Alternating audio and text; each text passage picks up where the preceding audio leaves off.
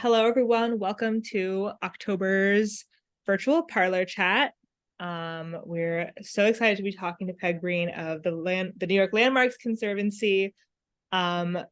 Just like in September, usually I have things of our own to plug, but we are just so busy with paranormal. If any of y'all are wanting to get on that wait list, shoot us an email and I will put you on the wait list for November and December dates, which I'm hoping to drop pretty soon. But other than that, we're gonna just chug right in. So I'll introduce you. So Peg Breen joined the New York Landmarks Conservancy, one of the oldest and largest preservation organizations in the country, after careers in public television and government. She has expanded the Conservancy's programs and advocacy. She was deeply involved after 9/11 in efforts to identify and save original elements of the World Trade Center, including the survivor staircase that is now featured in the 9/11 Museum. She is currently involved in efforts to defeat the state's plan to level blocks of Midtown Manhattan around Penn Station. The US State Department sent her abroad to discuss preservation in St. Petersburg, Russia, Vancouver, Canada, and Tbilisi, Georgia. She was keynote speaker at an international preservation conference in Havana, Cuba, and led a workshop on restoring religious properties with CENCREM, the National Cuban Preservation Organization. She is on the boards of Save Ellis Island and the International African American Museum in Charleston, South Carolina. So very, very cool. Very, very excited to talk. We were talking a little bit beforehand about all the great work that the Landmarks Conservancy does. And so I will let her take it away and let us know all about it. Thank you, Maddie. I'm delighted to be with you. And this is the Landmarks Conservancy's 50th anniversary. So I'm happy to tell you about some of the things we've done through the years. We were founded by a group of visionaries, really, who understood that landmarking alone wasn't always going to save a building. And they wanted a group that could offer financial and technical assistance to help property owners. And that's what we've been doing for 50 years. We developed the largest revolving loan fund for preservation in the country. We developed the only statewide program offering grants and technical help to landmark religious institutions. And we have emergency grants and special technical help grants for nonprofits. And we do a lot of free technical assistance as well. We also advocate for preservation at City Hall, Albany, and in Washington. But we've loaned and granted more than $62 million through the years, and that's contributed to more than $900 million in total restoration projects. As part of our anniversary, we created an online exhibition called 50 for 50, highlighting some of the thousands of buildings we've helped through the years. I'm going to show you a few highlights from that exhibition tonight. We'll start with the first building that a very young conservancy ever tackled, and that is the U.S. Custom House, Alexander Hamilton's U.S. Custom House at Bowling Green. This is architect Cass Gilbert's first New York building. He completed it in 1907, and it is a masterpiece. The federal government has had this incredible habit of walking out and abandoning buildings, which is what they did to this one in the mid-70s.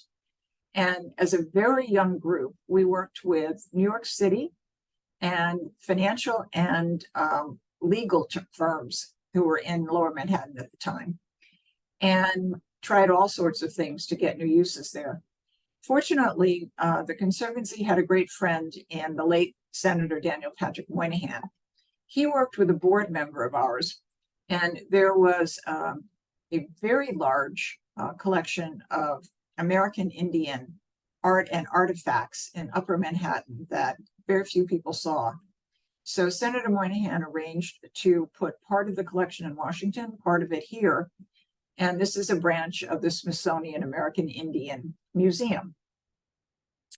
After that started happening, the federal government kind of gave up and came back and put in courts and offices above. Now we're going to go around the boroughs, and we're going to start in Staten Island. This is the Olmsted Beale House. Frederick Law Olmsted, who created Central Park, Prospect Park, and parks across the country, lived here in what was once a modest Dutch farmhouse, beginning in 1848. And this is where he began his experiments in landscape architecture. Trees he planted are still on the grounds. It's a very early city landmark because the basement part of the building goes back to the late 1690s. The last occupants of this house, the Beale family, gave it to the city.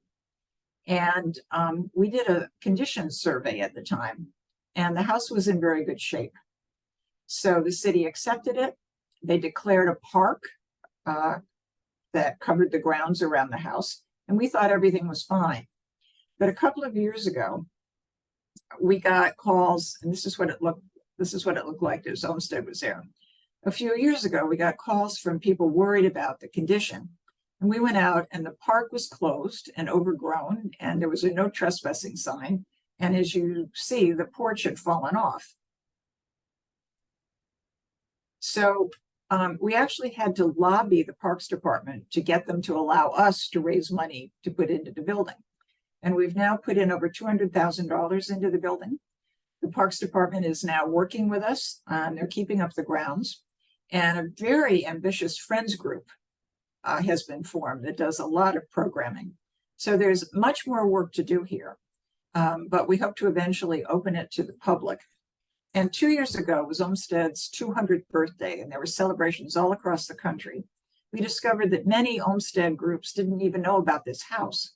So we became part of the celebration, so that now the Olmsted Beale House is known across the country. Still in Staten Island, we're going to the Alice Austen House.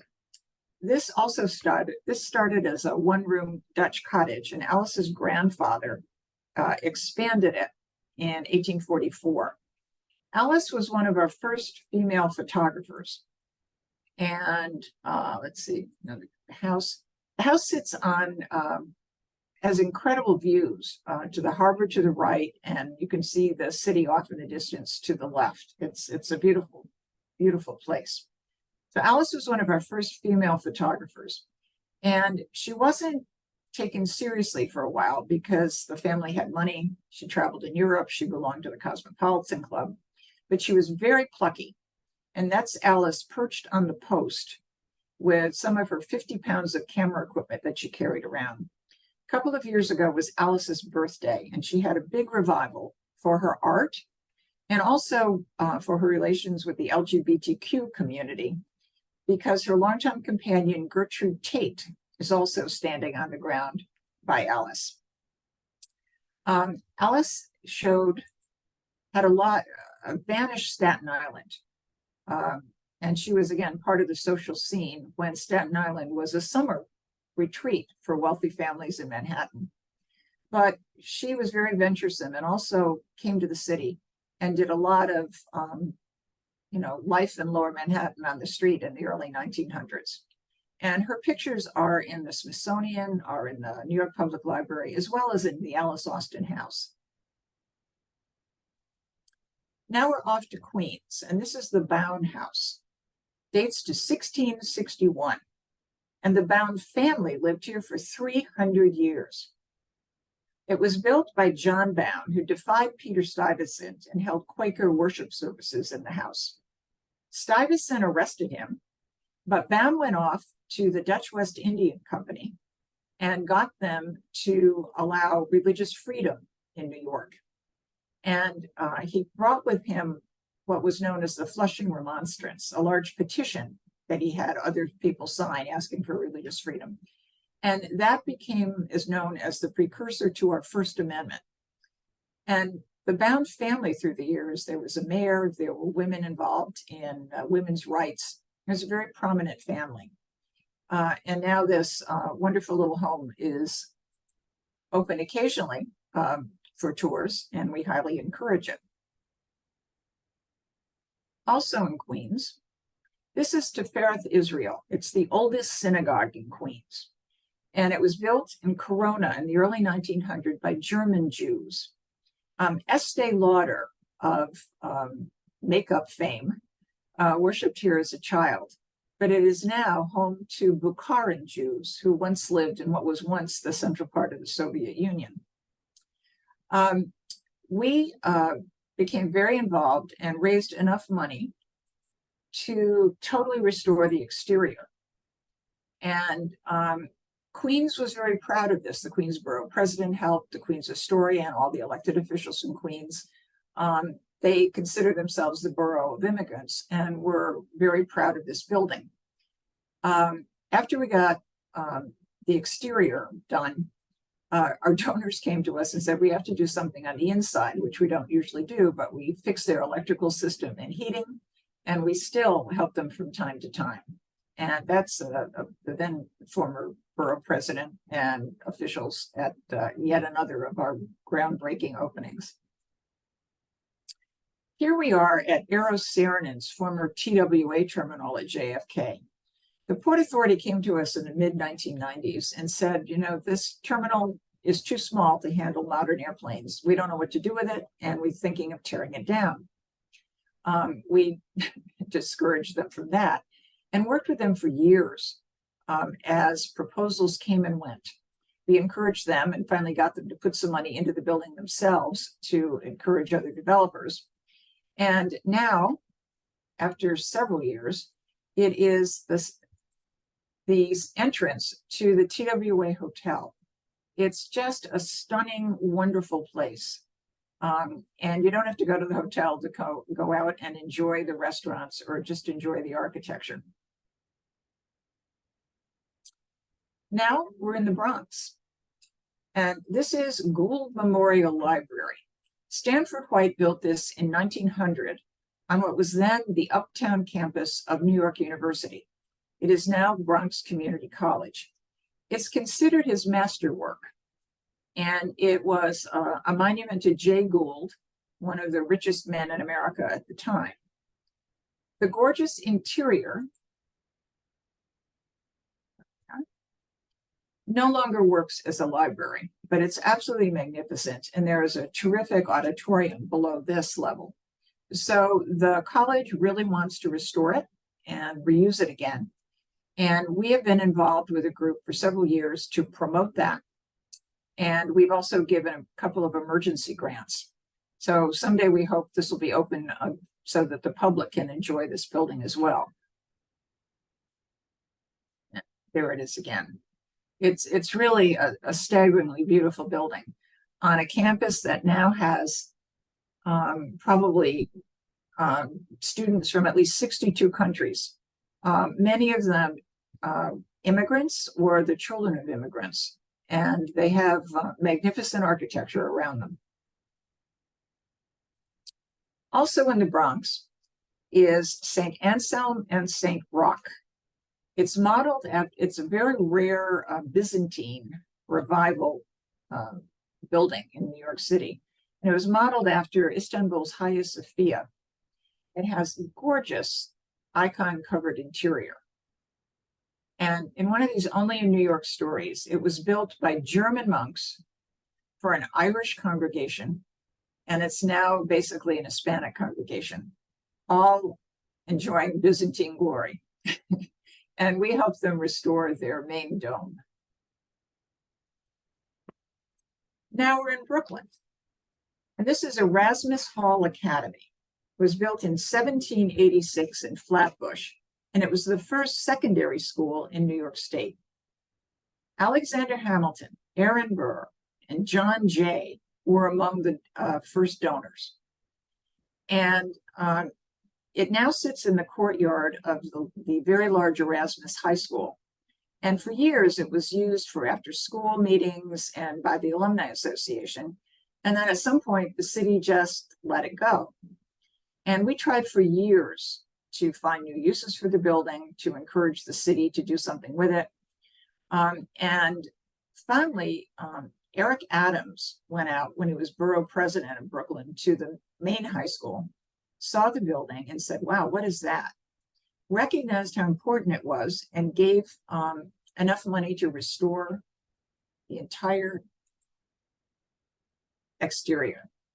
I mean, it's a beauty. And when you think of, again, who built it, and that it can still be a useful building. It's really quite amazing. Let's see. Now we're in, no, I missed something. Here we go. So that. Now we're still in Brooklyn, central Brooklyn, and we're at Weeksville. Weeksville is an early free Black community. It was founded in 1830. It once had several hundred families, its own churches, its own schools, the first African-American paper in the country, and Blacks from Manhattan fled here for safety during the draft riots of the Civil War. But this row of little wooden houses is all that's left. The city's inexorable street grid and population growth took care of the rest of this. But the community realized what it had finally with these little houses and rallied and saved them. And we were working with the houses before I even got here. And we've helped restore them several times. And we are now working with the heads of Weeksville to introduce a group of African-American sites that are smaller and lesser known in the city. And we had a meeting out here. And initially there were other organizations that we've given grants to, and we're expanding that. There's a wealth of African-American sites in New York, and we hope to really make them better known, better visited, and better funded. So speaking of African-American sites, we're going to go back to Staten Island just briefly and to Sandy Ground. Sandy Ground was another free Black settlement after the Civil War, and it was founded by Black oystermen from Maryland who came here because of the abundant oysters in New York Harbor. This also once had several hundred families, but these are two of the much altered little buildings that are left, and we're trying to help the church which owns them get them restored. This is the church. It's not the original, but it's been here since the 1850s, and it was an important stop on the Underground Railroad. We also did a survey in the cemetery, and we did ground penetration, and we found over 700 unmarked graves here. And early African-American graves sometimes didn't have markers, but you would see a plant like you see here. This is one of the oldest African-American cemeteries in continuous use in the country. And we are working very hard with Sandy Ground and Weeksville, again, because these are very important early African settlements that really deserve better treatment and better visitation, and certainly better to be better known. So now we're going back to Manhattan, and guess where we are? We're at one of my favorite houses in the city. And you know more about it than I do, but I just think the architecture is amazing. Some of the first octagon rooms in the country. The fact that George Washington used it as a headquarters, brought his cabinet here. That the wonderful Eliza Jumel married Eric Burr, then divorced him and used Alexander Hamilton's son as her divorce attorney. I mean, what a collection of stories here. And it is just a gorgeous building. And I assume everybody that's listening in has been here, but if you haven't, rush right up. It's a gem. And the Jumels brought a lot of French furniture to the house. And a couple of years ago, I got a call out of the blue from the Versailles Foundation. And they said, we're looking for French things in New York that we might help support. And I said, come right up. And so they paid to restore all the French furnishings in the mansion. And they are now paying to help restore the original kitchen.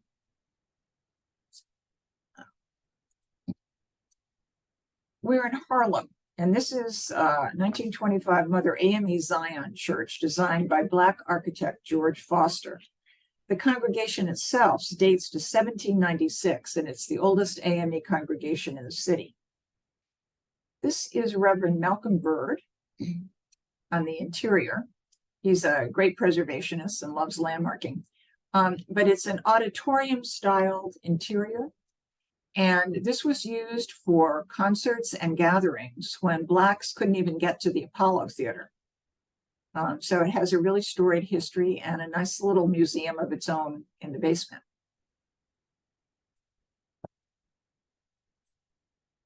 El Barrio PS 109 is in East Harlem, and it was designed by CBJ Snyder, who was the architect for the school buildings between about 1890 to 1920. And he designed these gorgeous buildings as waves of immigrant children are pouring into New York. And he gave them light, he gave them air, he gave them beauty. He said through these buildings, you know, education is important and you are important. And they are magnificent buildings throughout the city.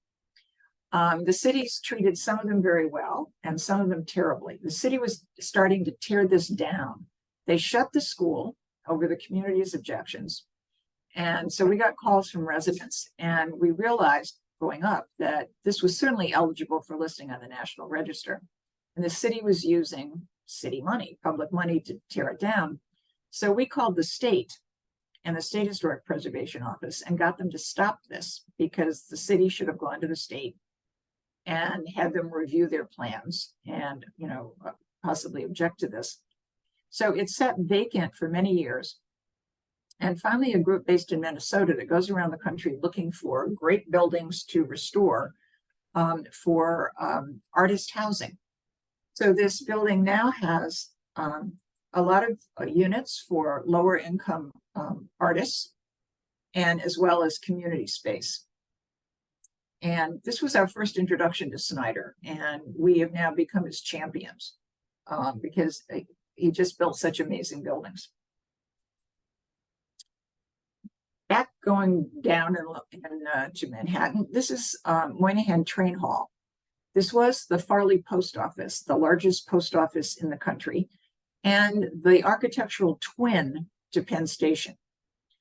Again, since Senator Moynihan was our great friend, we actually stood there when President Clinton and Senator Moynihan announced that they were going to do this over as an Amtrak station. And Senator Moynihan wanted to restore the splendor that people felt coming to New York in the original Penn Station that is certainly not there now. So it took a very long time, which I'm sure the senator would not have been surprised at. We got Washington money for this. We promoted the idea.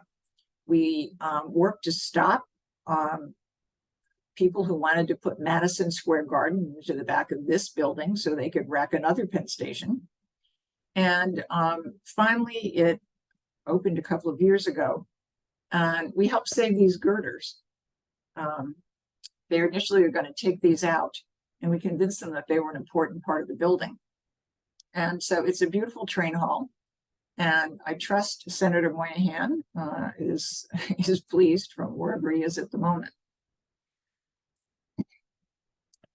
We also worked to save the beautiful public rooms of the Plaza Hotel.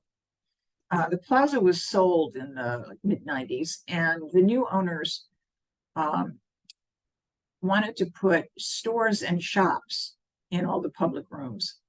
And they were going to have escalators coming up into the grand ballroom, and I don't know, selling what, shirts in the Oak Room.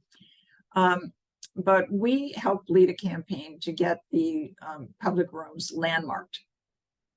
And initially, the new owners were very upset, but they wound up restoring the rooms, and we're so proud of what they've done that they put out a book to tout their preservation and gave us a party. So it was a happy ending, and we have all our own galas here in the Plaza Ballroom. And it's one of those things, it held memories of so many New Yorkers who were, for the years who came here to celebrate.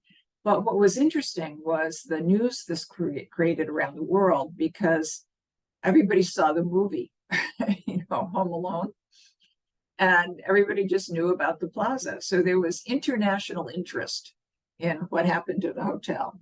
We were happy to hear some of the other great rooms, and we were very happy to save them. Well, mostly we saved buildings. We wound up saving the Picasso curtain. In fact, we wound up owning the Picasso curtain. Picasso did this in 1919 as part of a curtain for the Ballet Russe. And when the Seagram building was being built, they put a restaurant in, which was the Four Seasons restaurant, very well known, and an interior landmark. And this hung in a hallway between the two dining areas. And the building changed hands several times. And when French owners were selling it, they decided to sell off the artwork. And Phyllis Lambert, who convinced her father to build the Seagram building, and who found the Picasso curtain, convinced them to give the curtain to us as long as we kept it there, cared for it, and maintained it as long as the landmark restaurant existed. So we all of a sudden owned the largest Picasso artwork in America. And we brought in conservators from the Metropolitan Museum, hired an independent conservator to keep it cleaned and in good shape. And but they all warned us that, excuse me, it had been on the wall for so long with a backing that stiffened that it shouldn't be moved because it might crack. It would be very difficult to move it. The new owner of the Seagram building wanted it moved because he has a modern art collection and wanted to show off his collection. And I, absolutely refused. And he finally threatened to come in over one weekend and move it himself. So we went to court and got a court order stopping him. And we went to trial. And I think we were in good shape to actually win this when he told the restaurant he wasn't going to renew their lease and they had to leave. And that not only deprived New York of a legendary restaurant, but it took away our rationale for keeping it there. Fortunately, in the midst of this, the New York Historical Society called and said they had space for it. I was very concerned about keeping this on public view because it was always kind of New York's Picasso, and I didn't want it in some other city, and I certainly didn't want it in a private collection. And so we were thrilled when the Historical Society called. And the owner offered, as a compromise, to pay to take this down, pay to restore it, pay to get it to wherever we wanted it to go. And it was a massive undertaking that took all night long once to get this down. And I just was terrified it was going to crack. It didn't. It was restored, and it is now happily in the New York Historical Society. It looks much better with better lighting and the coloring behind it. And they're building a new wing, and there's going to be a really special slot for it in the main exhibition hall. So we couldn't be happier. This is the survivor's staircase. This was the last remaining above ground element of the World Trade Center. And it wasn't damaged during the attacks on 9/11. And hundreds of people saved their lives running down these stairs.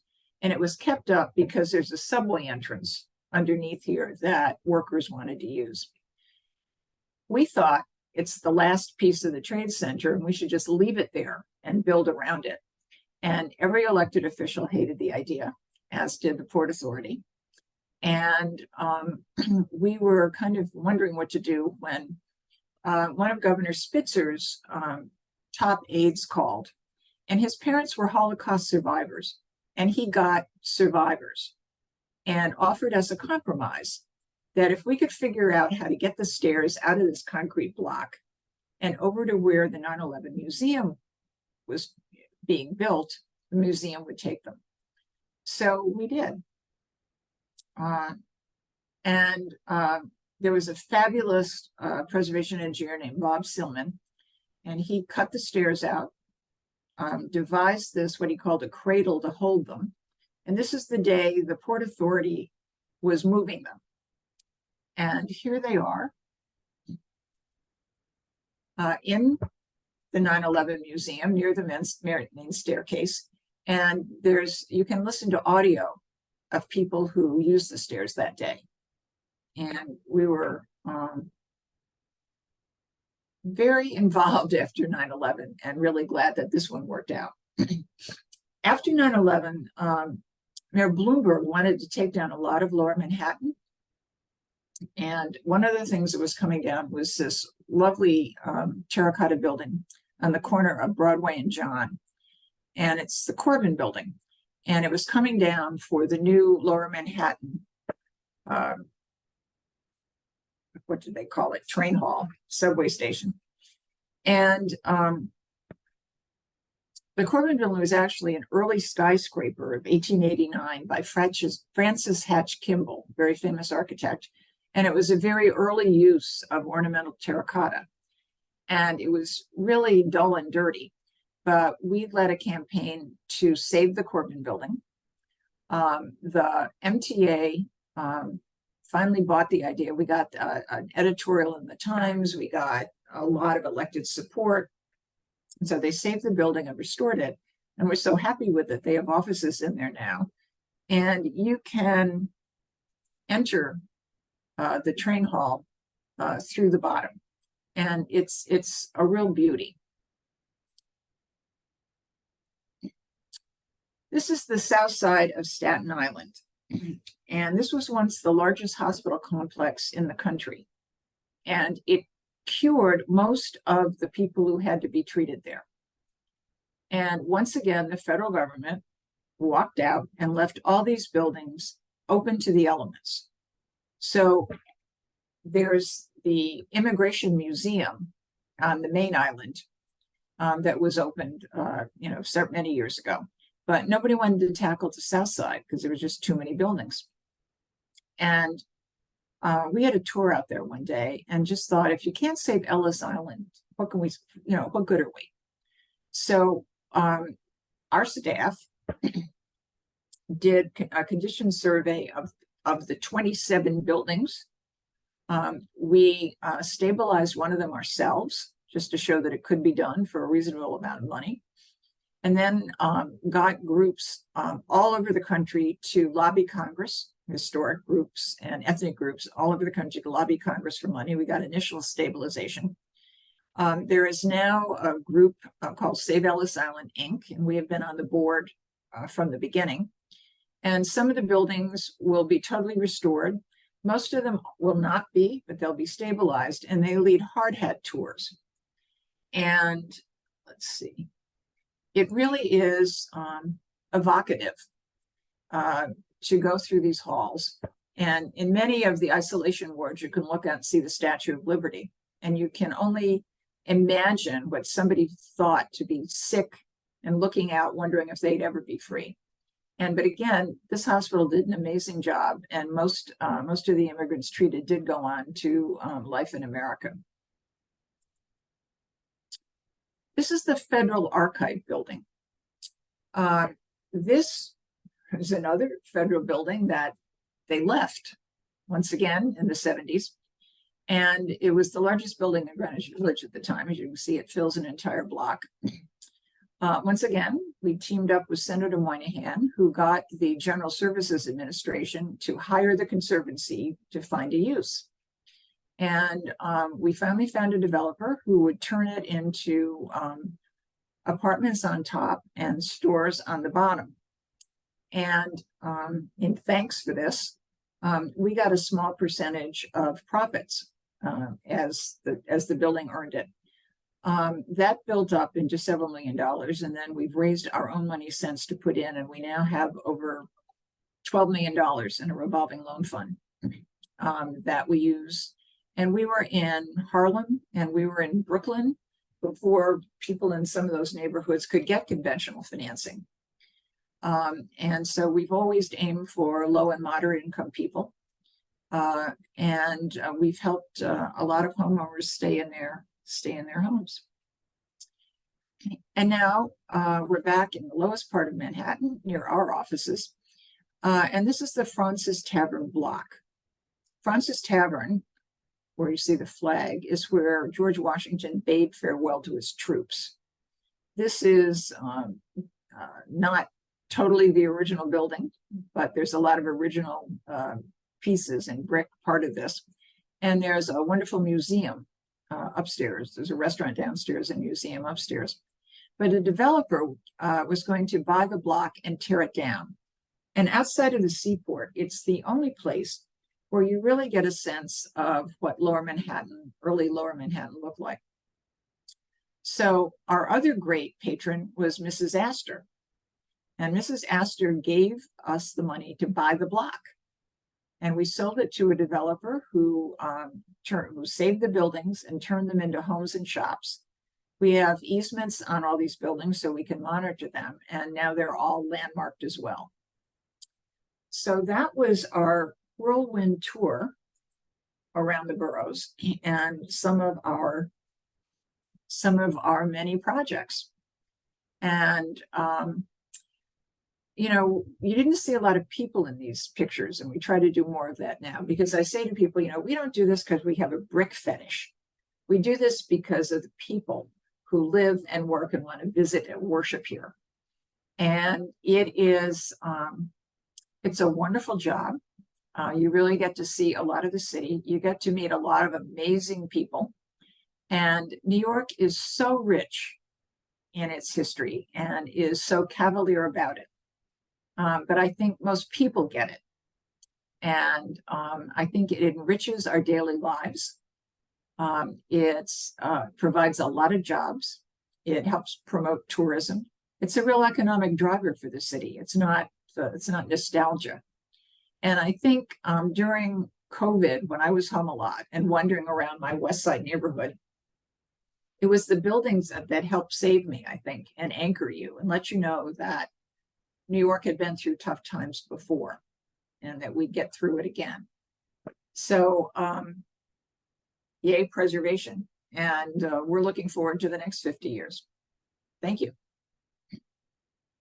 Thank you. That was so interesting. We'll open it up for questions now. All of the participants, you have a little Q&A and you can just plop your questions right in.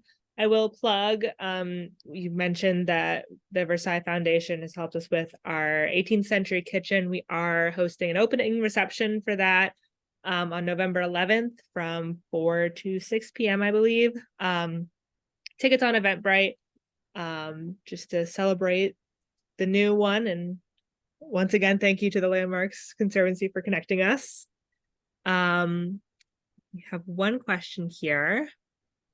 So I'll ask the first question, and you have some freedom with it where you go. I would love to know maybe your favorite story, like maybe there was a time where you're like, this is never going to happen, we're never going to get this done, and then it happened, or like a house that you knew you had to save, something like that.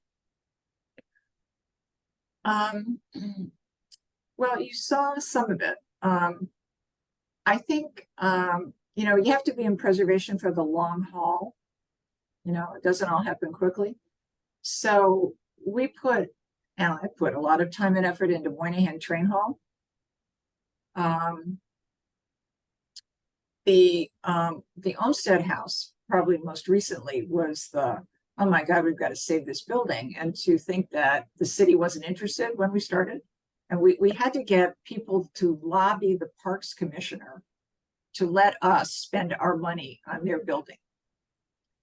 And we unleashed all the other Olmsted groups around the country. And on the second day, we got a call saying, stop, we've never had so much email. And they graciously allowed us to raise money for their building. And it's gotten a lot better since. And 9/11, you know, obviously everybody was just stunned after 9/11. But I called my staff the next day and I said, we have to see buildings.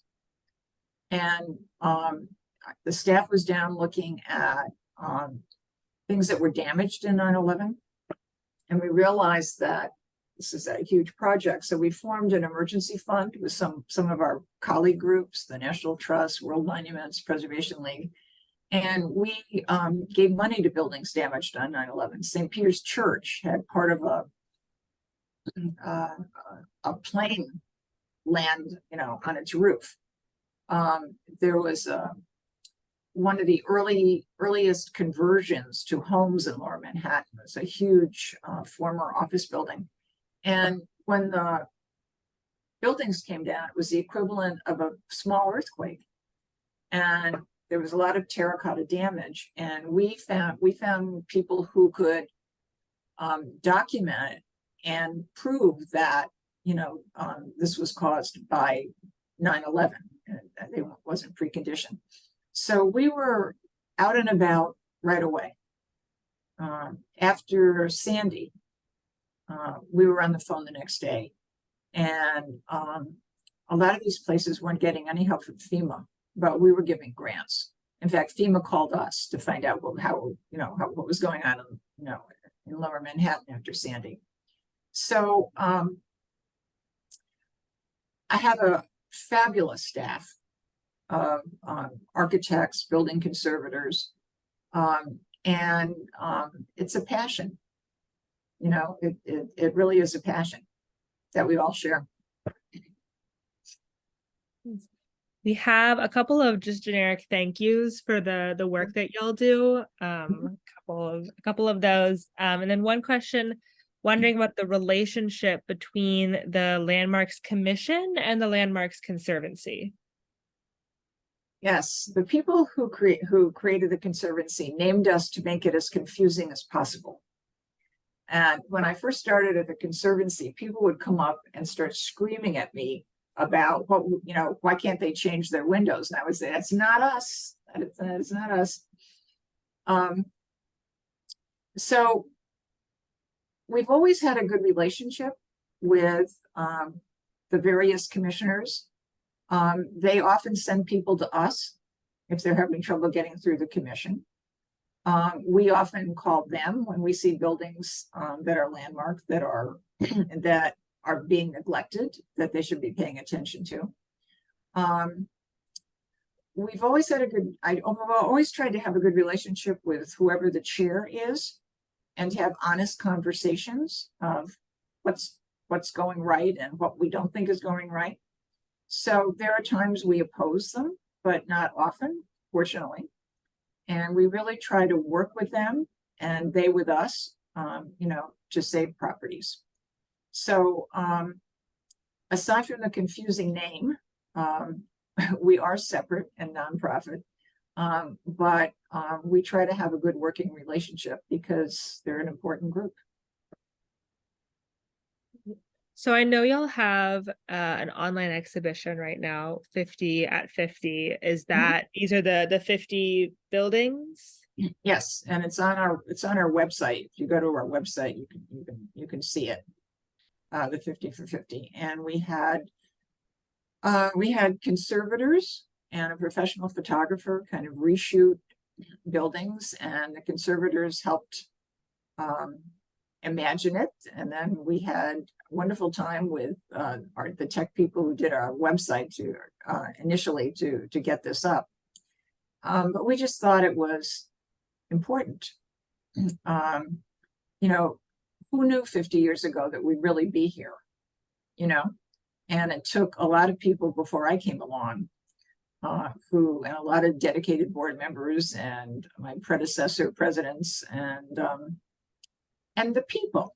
I mean, quite honestly, we wouldn't be here if people didn't care about preservation. So we just had a reception for some of our donors.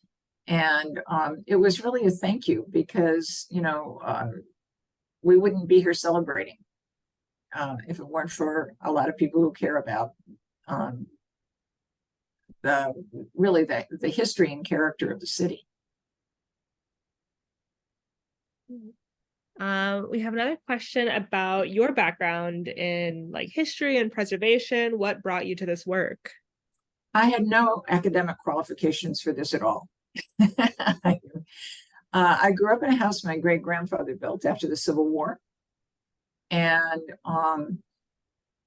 I always instinctively loved old buildings. The attic went back to before the Civil War. And with an Irish background, there was a lot of stories. So I knew as much about dead relatives as I did about live relatives, and all dead neighbors and live neighbors. And I was always just fascinated by what buildings could contain and what they meant to people. And but I wanted to be a reporter.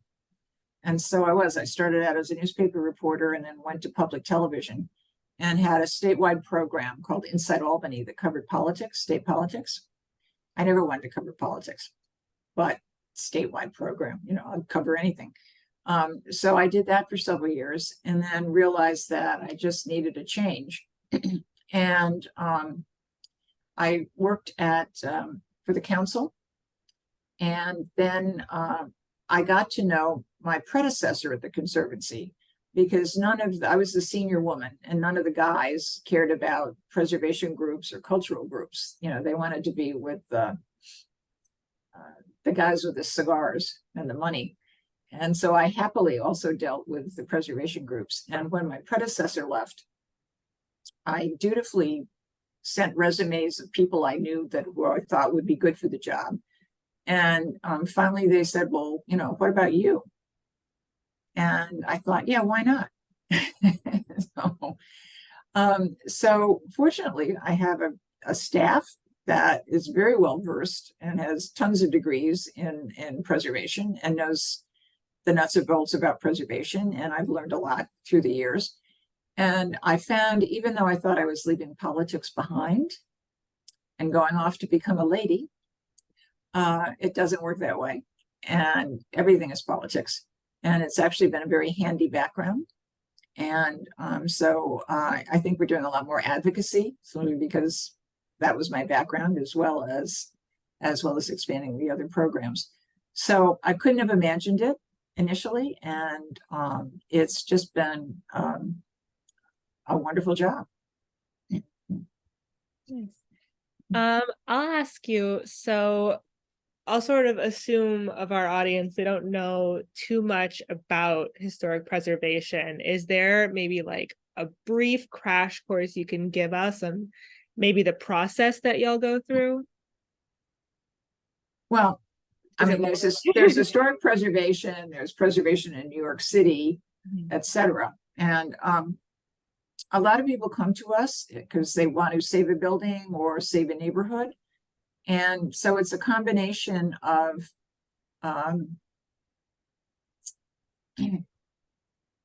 really understanding the buildings and doing research to say, these buildings were built in this era or by this architect or contain, these interesting people. And then the politics of pushing it through and getting enough people to convince the Landmarks Commission that this is worthy and that it should be on their list. So there's that, and then the whole notion of preservation. New Orleans, Charleston, they were there way ahead of us. The ladies of Mount Vernon and saved Mount Vernon, and so I think for a while people thought this was, for old ladies in tennis shoes, and it was just, saving buildings, buildings of the wealthy. And the good thing about New York is you are instantly thrown into all kinds of cultures and all kinds of buildings. And,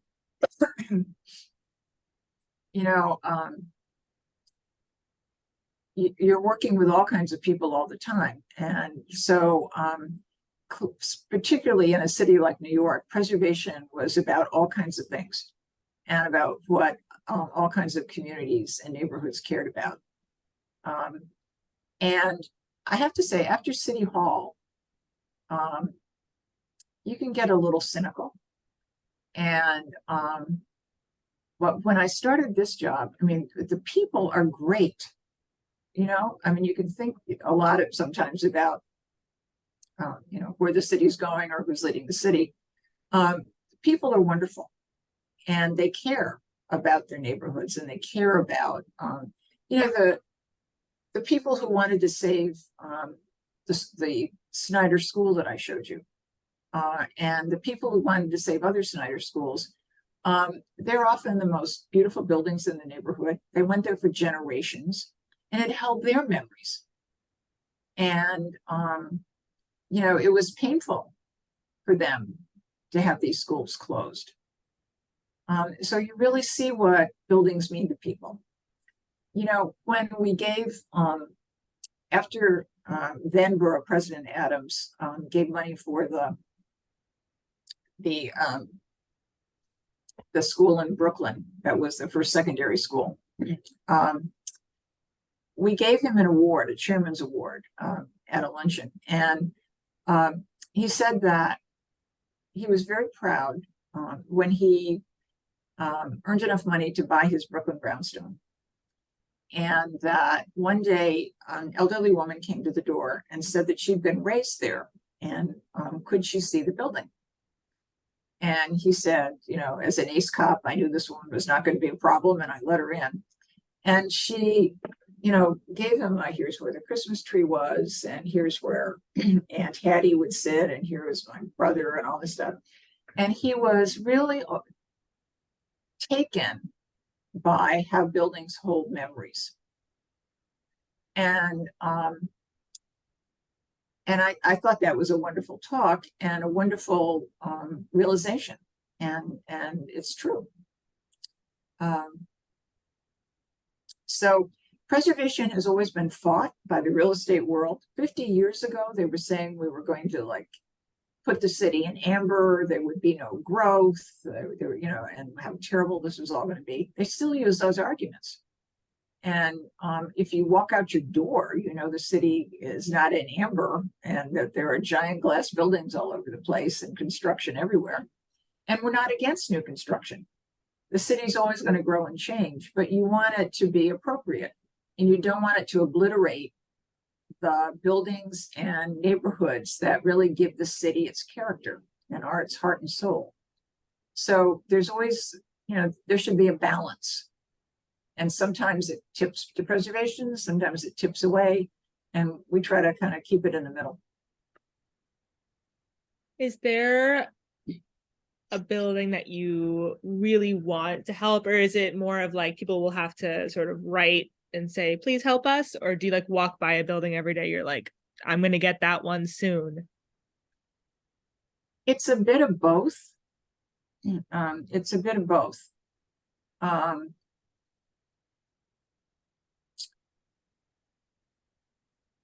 trying to think of, there are buildings, particularly when you see buildings neglected, you know, it gets really upsetting. And we try to alert landmarks if they're landmark buildings, but we also really try to work with the homeowner. You know, we did an entire block of buildings in Harlem called Astor Row.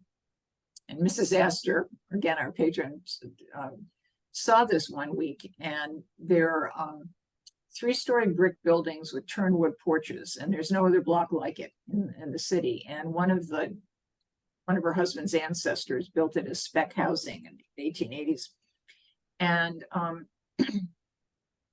she said, we should do something, you know, why don't we restore the porches? Why don't we, whatever? And so this started years of restoring porches, getting city money, state money, private money, redoing facades. And there was an elderly woman who did not want anything to do with us. And we tried, but after a while it was clear that for whatever reason, and so, you know, it got better around her.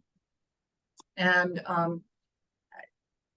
there are sometimes that just, you know, our charm doesn't work. I guess, you know. That's where that politics helps. Sometimes, yeah. But you really, and sometimes I'll see it and I think, oh, what a cute little, you know, and I you don't want to like hug this little building. That's how I feel about the Poe House in the Bronx. Edgar Allan Poe lived there for a few years, and he brought his wife there because she had tuberculosis, and at that time this was the country, and he wanted to get her in fresh air, and unfortunately she died there.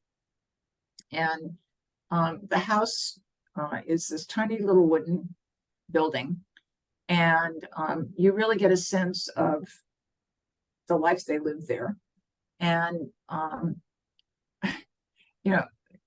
Poe was known for his dark moods and sometimes his dark stories and poems. But I saw this house, and you just wanted to hug it, and I can get carried away like that. Good. Well, we have just about 2.5 minutes left. If there are perhaps anyone in the audience who's like, there's a building and I know it needs saving, what's the best way to reach out to y'all about that? You can, our website is www.nylandmarks.org, and you can look on there and you can find all our emails. You can find our phone and call us up or email us and let us know. We're happy to talk to you. That'd be good. Well, I think we can go ahead and wrap it up. Thank you so much for talking to us tonight. I learned so much. My knowledge of historic preservation is very, very low. So I've learned definitely a lot. And thank you again for all the work that you do for Morris-Jumel Mansion. We need it, and we are so, so appreciative. Thank you everyone for joining us. Every third Wednesday, you know where to find us. And I will bid you all a good evening. Have a good night, everyone. Good night.